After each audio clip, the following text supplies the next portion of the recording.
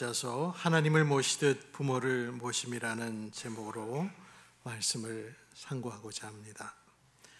저는 감사하게도 나이 드신 어머니를 여전히 모시고 있어서 아직 효를 행할 부모님이 계십니다. 천년 전 중국 송나라의 주자는 인생을 살면서 하는 10가지 후회 중에 부모에게 효도하지 않으면 돌아가신 후에 뉘우친다는 불효부모 사후회라는 유명한 말을 이 동양 문화권 사람들에게 남겨줬습니다. 부모님이 돌아가신 후에는 후회해도 효를 행할 기회가 없습니다. 이미 부모님이 세상을 떠나신 분들이 오늘 우리 성도님들 가운데는 여러 분 계실 겁니다. 때때로 어머니와 아버지가 보고 싶으실 때가 있을 것 같습니다. 세상살이가 힘들고 고될 때 그때에 더 부모님이 그립습니다. 아버지 어머니도 나같이 이럴 때가 있으셨을 것이다 생각이 되고, 그리고 나를 키우실 때 참 속이 많이 상하셨겠구나 생각이 되고, 또 마지막 아프실 때에 얼마나 외롭고 또 고통스러운 순간이셨을까 하는 생각을 자식으로서 해봅니다. 저도 점차 나이가 들면서 저의 아버지가 돌아가신 나이에 제가 이르니까 저도 여러 가지 생각을 가지면서, 특별히 저는 나중에 나 때문에 자식들에게 어려움을 주지 말아야 하는데 하는 그 생각으로 걱정을 하게 됩니다. 제가 지금보다 더 나이 들어서 혹시 아프거나 누워 있어야 할 때에 그때 자식들이 나를 어떻게 대할까, 나를 짐처럼 대하지는 않을까 생각도 해보고, 나는 죽는 순간에 집에서 죽고 싶은데 혹시 내가 홀로 중환자실에서 생명유지장치에 삑삑거리는 소리를 들으며 눈을 마주칠 사람도 없고 손을 잡아줄 사람도 없는 상태에서 내가 죽으면 어떡하나, 나는 그것을 원하지 않는다 하는 생각에 한 번씩 그런 생각에 상념에 접근합니다. 지난 주간에 있었던 어버이날에 쓸쓸하게 지내신 분들도 혹시 있을지 모르겠습니다. 자식들이 다 바쁘게 살고 또 너무나 빠듯하게 살아서 그런 거지라고 생각을 하면서도 아마 그런 분들도 마음 한편에 서운한 마음은 어쩔 수 없을 것입니다. 이 세상을 살아가면서 무엇이 가장 중요한 것인지, 부모와 자식 간의 가장 기본적인 사랑과 관심도 잃어버리고 우린 도대체 무엇을 향하여 그리도 정신없이 질주하며 사는 것인지 스스로에게 질문해 보는 것입니다. 지금 우리들 곁에 있는 많은 노년 세대가 노후 준비를 제대로 하지 못해서 고생을 하고 살아가고 있습니다. 과거에 복지 제도라는 게 전혀 없었던 시대에 태어난 세대들은 구조적으로 노후를 준비할 수 없었습니다. 자식을 키우고 집 한 칸 마련하고 딸린 양가의 식구들을 먹여 살리는 것만으로도 힘에 부쳤습니다. 요즘 젊은이들은 1인분의 삶을 선호하고 또 추구하지만 지금 기성세대들은 그렇게 살아갈 수가 없었고 3인분, 5인분의 삶에 몫을 짊어지고 살아가야 되는 사람이 많았습니다. 그러다 보니 개인적으로 노후 준비를 충분히 하지 못한 것이죠. 어떻게 마련한 집 한 칸이라도 나이가 먹어선 과감하게 처분해서 노후를 편히 살 생각을 해야 되는데 그마저도 자식들 생각에 하지 못하고 궁핍하게 살아가는 이들도 있습니다. 아시는 것처럼 한국의 노인은 선진국 중에 가장 일을 많이 하는데도 가장 가난한 나라의 노인들입니다. OECD 회원국 중에 노인 빈곤율이 가장 높다는 것은 이제 너무 많이 들어서 모르는 분들이 없을 정도입니다. 노인들이 열심히 일하지만 일해도 빈곤에서 벗어나지 못하는 사회 구조를 갖고 있습니다. 노년층보다 상대적으로 젊은 중장년층의 삶도 팍팍하기는 마찬가지죠. 부모 부양과 자식 교육이라는 두 가지의 의무 속에서 자기의 사적인 그리고 공적인 노후 준비에 소홀할 수밖에 없습니다. 그래서인지 40대와 50대의 자살률이 우리나라에서 꾸준히 증가하고 있습니다. 대한민국의 대다수의 중장년층들이 준비되지 못한 노후와 사회적인 관심의 부족 속에 사회적으로 경제적으로 고립되어 있다고 여러 가지 분석들은 우리에게 알려줍니다. 이전에 우리들이 살던 사회는 부모가 자식을 힘써 키운 후에는 노년에는 자식들이 부모를 봉양하는 구조를 갖고 있었습니다. 하지만 현대사회는 핵가족 사회화 되고 또 가족의 가치관이 변화하면서 더 이상 옛날의 구조가 작동하지 않고 기대할 수도 없게 되었습니다. 작년에 한국 리서치에서 전국의 남녀 1000명에게 물어봤습니다. 그러니까 86%의 사람들이 대답하기를 효는 중요한 가치입니다 라고 공감을 했지만 시대에 따라 변화가 필요하다는 인식도 갖고 있었습니다. 그리고 본인 자신은 부모에게 연락하고 부모님에게 감사를 표현하고 부모님을 방문하고 부모님을 돌보는 것이 효라고 대답했는데 반면에 자기 자식에 대해서는 연락만 해주고 감사 표현하는 것만으로도 충분한 효를 실천했다. 그렇게 대답을 했습니다.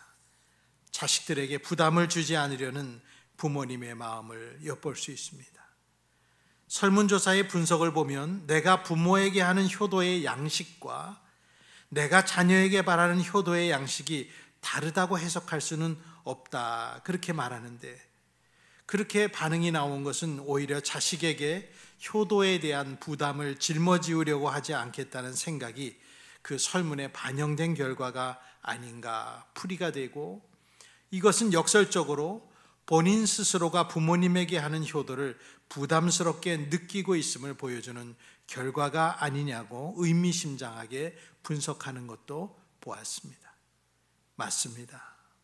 효는 부모와 자식 간에 지켜야 하는 도리인 동시에 마음의 부담으로 다가오는 미묘한 그 경계선에 놓인 가치라고 할 수 있습니다.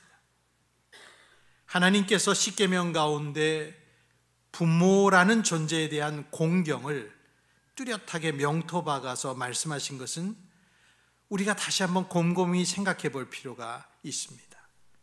효를 계명으로 강제하시고 의식을 환기시키시고 더군다나 다른 어느 계명에도 말씀하지 않으신 부모님을 공경하면 이 땅에서 오래 살 것이라는 약속을 해주신 계명은 이게 유일합니다.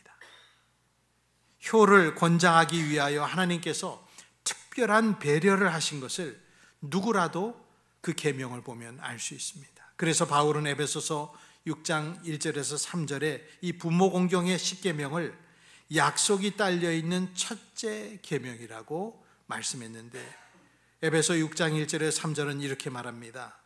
자녀되니 여러분 주 안에서 여러분의 부모에게 순종하십시오. 이것이 옳은 일입니다. 네 부모를 공경하라 하신 계명은 약속이 딸려 있는 첫째 계명입니다. 네가 잘되고 땅에서 오래 살 것이다 하신 약속입니다. 바울은 이 계명을 약속이 딸린 계명으로 언급했습니다. 부모님을 공경하는 사람은 이 땅에서 오래오래 장수하는 복을 누리게 하실 거라는 그 약속을 보면 하나님께서 이 부모 공경을 얼마나 소중한 인간의 가치로 여기셨는지를 잘 알 수 있습니다. 하나님의 마음이 부모 공경에 가 있는 것이죠. 성경적으로 사람이 살아가며 갖추어야 할 핵심 가치가 바로 부모 공경에 있다는 것을 알게 해줍니다. 이런 하나님의 강조점은 또 다른 성경 구절인 출애굽기 21장 17절에도 보면 자기 부모를 저주하는 자는 반드시 사형에 처하여야 한다. 레위기 20장 9절에 보면 아버지나 어머니를 저주하는 사람은 반드시 사형에 처해야 한다. 그가 아버지와 어머니를 저주하였으니 그는 자기 죄값으로 죽는 것이다 라는 이런 구절들 속에서 하나님의 강조점을 발견할 수 있습니다. 여러분의 자식이, 여러분의 자녀가 부모된 여러분을 저주하였다고 한번 상상해 보십시오. 입에 담을 수 없는 말과 결코 해서는 안 될 말들을 섞어서 자기 부모를 저주했다면 그 사실만으로도 그 부모는 죽은 것이나 진배 없습니다. 자식이 부모를 저주하는 말을 통해서 부모님이 살아온 인생이 부정당하고 사랑으로 키운 모든 노력들이 물거품으로 돌아가는 듯한 그 절망 때문에 어쩌면 그 부모는 그 밤에 심장마비로 죽을지도 모릅니다. 부모 입장이 아닌 자식으로서 우리들도 철없는 시절에 부모님 마음을 많이 아프게 한 독한 말, 잔인한 말들도 많이 했었습니다. 돌아보면 정말 부끄럽고 죄스러울 뿐이죠.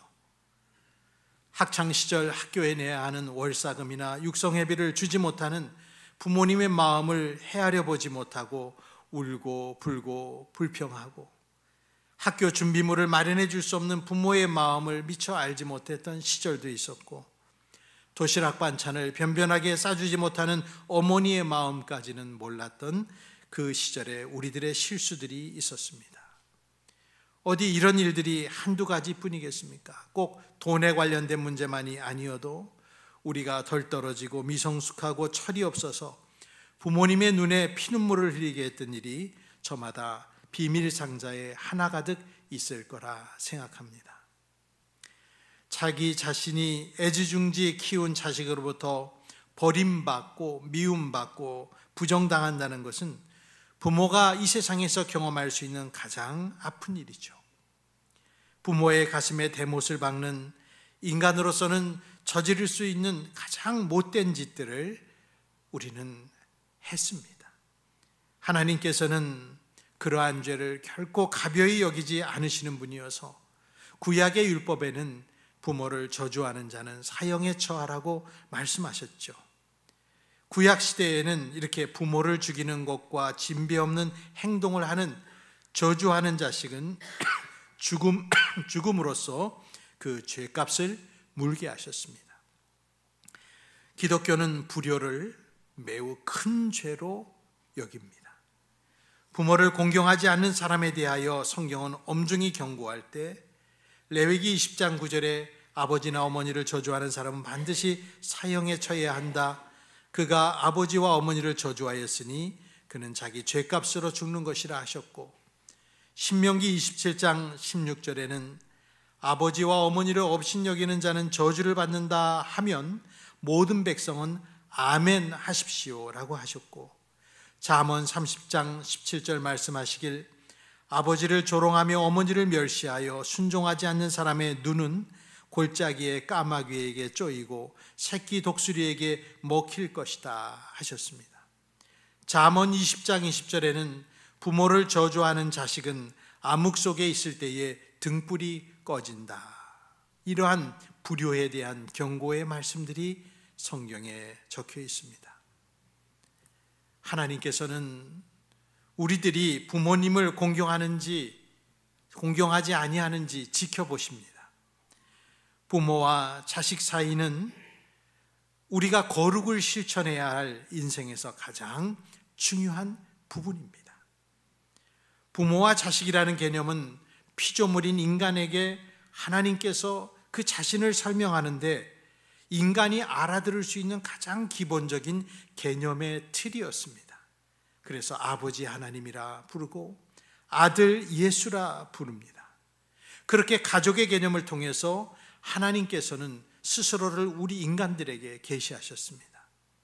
구약의 첫 성경인 창세기도 1차적으로 보면은 남편과 아내와 부모와 자녀와 형제와 자매 등 가족에 대한 책이라고 유대교의 랍비들은 그렇게 해석합니다. 가족이라고 하는 개념은 유대인들에게 있어서는 절대적으로 근본적 개념입니다. 하나님은 이스라엘과 자신의 관계를 가족의 용어로 정의하셨습니다. 모세가 이스라엘 백성들이 왜 거룩해야 할 의무가 있는지를 설명할 때도 신명기 14장 1절을 보면 당신들은 주 당신들의 하나님의 자녀이니, 하나님 아버지의 자녀라고 하는 용어로 설명했습니다. 하나님은 우리의 부모와 같은 창조주시고 우리는 그분의 자녀고 우리 모두는 그래서 형제 자매가 되는 것입니다. 각 가정에 있는 부모님은 하나님의 모습을 투영하는 하나님의 대리인이라 말할 수 있습니다. 그래서 부모를 공경하라는 이 하나님의 명령은 결코 경시하거나 외면할 수 없습니다. 오늘 우리가 본문의 말씀으로 읽은 마가복음 7장 말씀은 자신들의 전통을 지키려고 하나님의 명령을 저버리곤 했던 바리새파 사람들에게 주신 말씀인데요, 하나님의 계명보다 중요하지 않은 인간의 전통, 사람의 훈계를 가지고서 명확한 하나님의 계명을 범했던 바리새인들은 부모님을 공경하는 것에 대한 계명도 교묘하게 피해갔습니다. 어떻게 그랬나요? 오늘 10절부터 12절을 읽어보면 모세가 말하기를 네 아버지와 네 어머니를 공경하여라 하고 또 아버지나 어머니를 욕하는 자는 반드시 죽을 것이다 하였다. 그러나 너희는 말한다. 누구든지 아버지나 어머니에게 말하기를 내게서 받으실 것이 고르반 곧 하나님께 드리는 예물이 되었습니다 하고 말만 하면 그만이라고 말한다. 그러면서 아버지나 어머니에게 그 이상 아무것도 해드리지 못하게 한다. 바리새인들의 행위입니다. 고르반, 이 드림이라고 하는 뜻을 가진 이 고르반의 관습은 어떤 사람이 어떤 것을 전적으로 하나님께만 드리기 위해서 사용할 수 있다는 것을 뜻한 게 고르반이라는 말이었습니다. 바리새인들은 부모님을 공경하라는 하나님의 계명을 회피할 길을 찾았는데 사람들에게 조장하기를 부모님께 드릴 것을 하나님께 받침이 되어서 제가 드릴 수 없어요 라고 말하면 그만이다, 그렇게 말했고, 그러면서 부모님께 더 이상 아무것도 해드리지 못하도록 그들은 조장했다고 12절에 말씀하고 있습니다. 만약에 오늘날 여러분들이 섬기는 교회, 우리 주변에서 보는 교회에서 하나님께 정성껏 헌금하도록 가르치면서 부모님을 공양해야 할 의무를 저버리게 한다거나 가족에 대한 의무를 소홀히 하는 구실로 헌금을 핑계로 댄다면 이 과거 바리새인들의 죄와 별반 다름없을 것입니다. 저는 여러분이 여러분의 부모님에게 할 도리도 하지 않으면서 교회에만 헌금하는 것은 결코 원치 않습니다. 그것은 하나님께서 다 여러분들을 보고 계시고 하나님께서 기뻐하지 않으실 행동이죠. 2000년 전이라고 해도 그때도 가족을 돌보는 일을 소홀히 하고 부모에게 보답하는 일을 제대로 하지 않은 가정들이 여전히 있었습니다. 성경을 보면 증거를 알 수 있는데 디모데전서 5장 4절을 보면 어떤 과부에게 자녀들이나 손자들이 있으면 그들은 먼저 자기네 가족에게 종교상의 의무를 행하는 것을 배워야 하고 어버이에게 보답하는 것을 배워야 합니다. 이것이 바로 하나님께서 그들에게 원하시는 일입니다 하셨고, 디모데전서 5장 8절에는 누구든지 자기 친척, 특히 가족을 돌보지 않으면 그는 벌써 믿음을 저버린 사람이요 믿지 않는 사람보다 더 나쁜 사람입니다 라고 하셨습니다. 어떤 자식이 있고 손자들이 있을 때 먼저 부모를 공양하고 친척들이 먼저 이 어르신들을 공양하도록 배우게 해야 하는데, 그렇게 하지는 못하면서 교회만 다닌다면 그 사람의 믿음을 초타할 수 있는가? 성경은 그 사람은 믿음을 저버린 사람이고 심지어는 불신자보다 더 나쁜 사람이라 그렇게 말씀하셨습니다.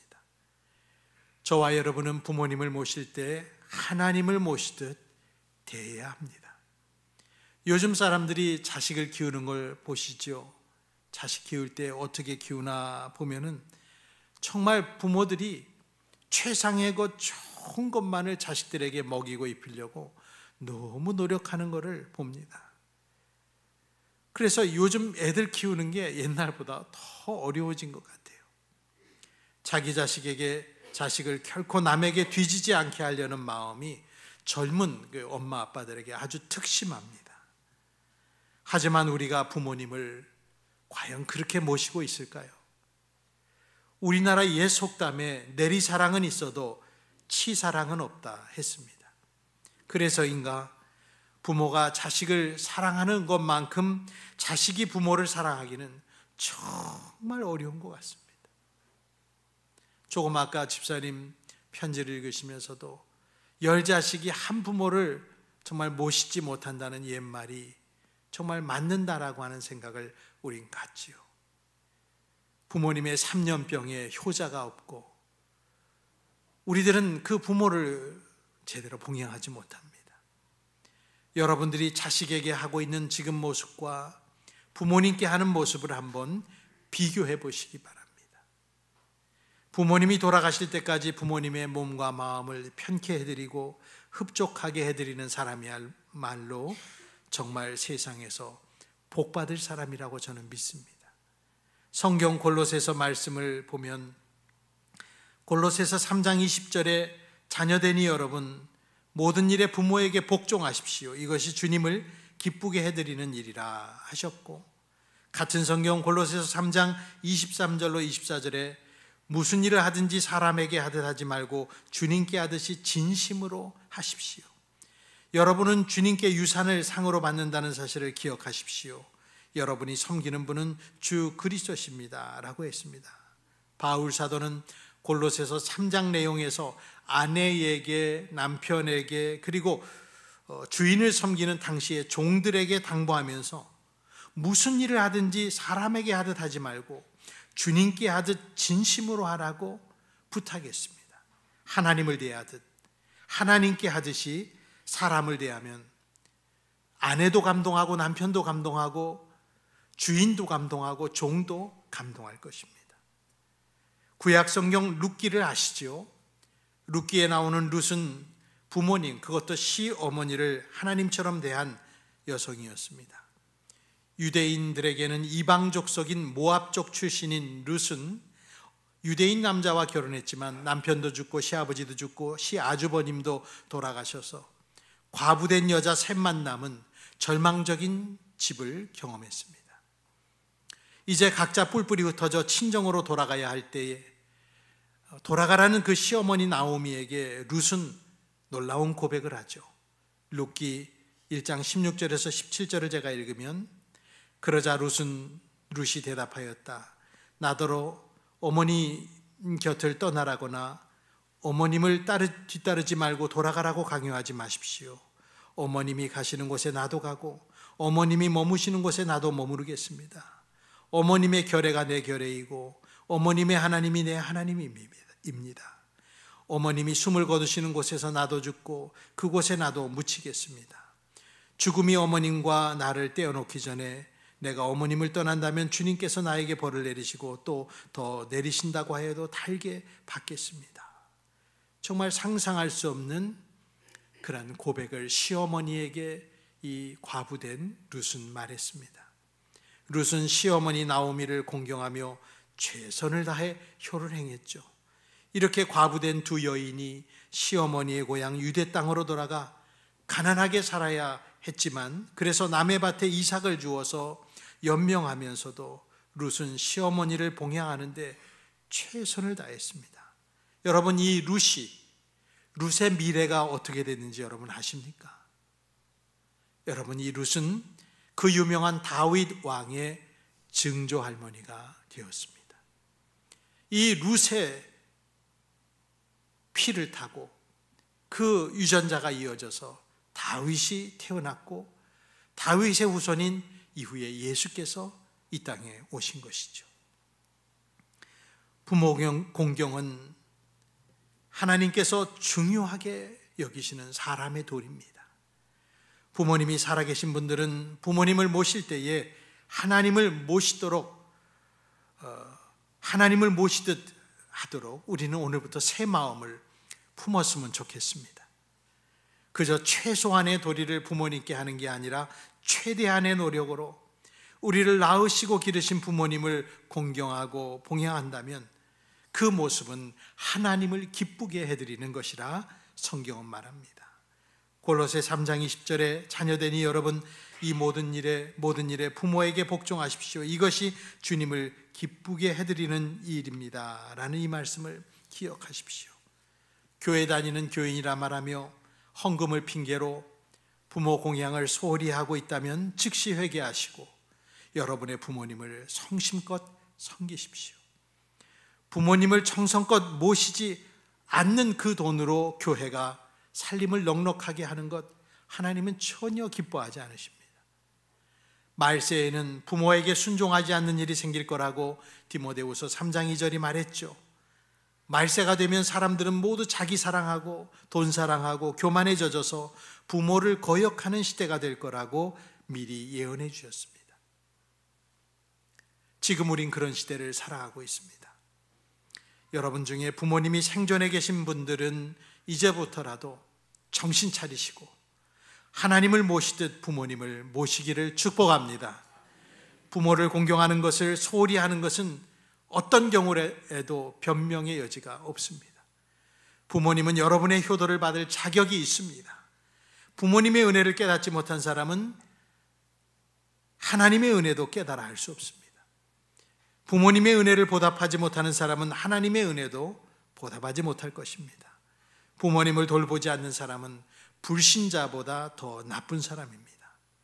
혹시 여러분의 부모님이 하나님을 만나지 못하셨다면 끊임없이 기도하며 더 크신 하늘 아버지의 자녀가 될 수 있기를 축복하고 구세주를 전해주시기를 간절히 바랍니다. 여러분이 이 땅에서 잘 되기를 바라십니까? 그렇다면 여러분을 낳으시고 기르신 부모님을 하나님을 모시듯 하는, 그래서 하나님의 약속을 복으로 받는 여러분 모두가 되기를 주님의 이름으로 축복합니다. 기도하겠습니다. 우리에게 부모님을 허락해 주신 하나님, 그 부모님이 이 땅에 계신 분도 있고 또한 이미 돌아가신 사람들도 우리 가운데 있습니다. 돌아보면 왜 그렇게 부모에게 잘하지 못하였는지 후회할 일들밖에 남지 않았습니다.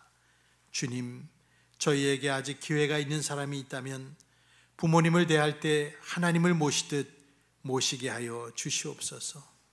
그리하여 하나님이 이 땅에 주신 천륜인 부모와 자식 간의 사이에 후회함이 남지 않도록 도와주시고, 우리를 키우기 위해서 애쓰고 고생한 부모님의 마음을 기쁘게 해드리고 흡족하게 하여 이 땅을 떠나실 때 하나님의 자녀로 영생에 안길 수 있도록 노력하는 저희들이 되게 하옵소서. 감사하오며 예수님의 이름으로 기도합니다. 아멘. 다 함께 일어나 579장 4절을 찬송합니다. 579장 4절입니다.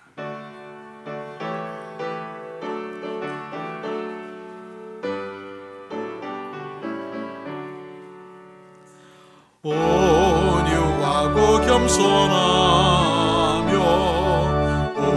올바르고 굳세게 어머니의 뜻 받들어 보람있게 살리라. 풍파많은 세상에서 선한 싸움 싸우다 생명신에 흐르는 곳 길이 함께 살리라. 기도합니다. 이제는 구주 예수 그리스도의 은혜와 하나님 아버지의 크신 사랑과 성령님의 은총이 어버이 주일을 맞이하여서 살아계신 부모님을 하나님 모시듯 그렇게 정성을 다하기를 다시 한번 결단하고 돌아가는 성도들 위에와 이미 돌아가신 부모님을 애틋한 마음으로 그리며 저 천국에서 만나기를 바라며, 그리고 그 스스로가 이 땅에서 좋은 부모로 마지막까지 살고 죽기를 바라고 돌아가는 모든 성도들 위해 영원토록 함께 있을지어다. 아멘.